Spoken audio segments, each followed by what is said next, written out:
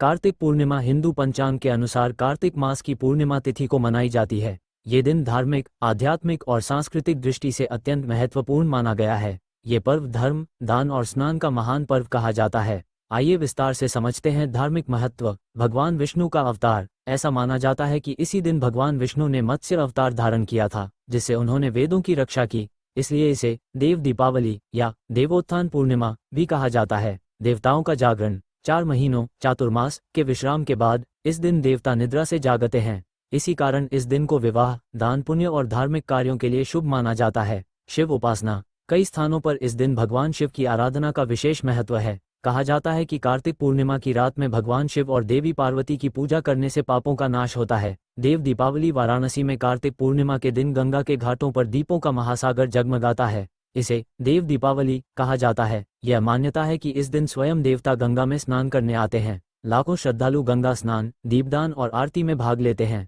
स्नान और दान का महत्व। इस दिन तीर्थ स्थलों में स्नान, विशेषकर गंगा, यमुना, गोदावरी, नर्मदा और पुष्कर सरोवर में स्नान अत्यंत पुण्यदायी माना गया है। स्नान के बाद दीपदान और अन्नदान का विशेष फल मिलता है। कहा जाता है, कार्तिके पूर्णिमाया तु स्नानदान न विशेषतः, अर्थात कार्तिक पूर्णिमा के दिन किया गया स्नान और दान अक्षय फल देता है। सिख धर्म में महत्व। कार्तिक पूर्णिमा का दिन सिख समुदाय के लिए भी अत्यंत पवित्र है, क्योंकि इस दिन गुरु नानक देव जी का जन्म हुआ था। इसे गुरु पर्व या गुरुपुर्ब के रूप में पूरे देश और विश्व में धूमधाम से मनाया जाता है। सिख लोग इस दिन प्रभात फेरियां निकालते हैं, गुरुद्वारों में कीर्तन और लंगर का आयोजन करते हैं। लोक और सांस्कृतिक महत्व। कई जगहों पर मेला और उत्सव आयोजित किए जाते हैं, जैसे पुष्कर मेला, राजस्थान। लोग इस दिन दीप जलाकर अपने घरों को सजाते हैं, जैसे छोटी दीपावली का पुनः उत्सव हो। लोकगीत, भजन और कथा वाचन की परंपरा भी इस दिन प्रचलित है।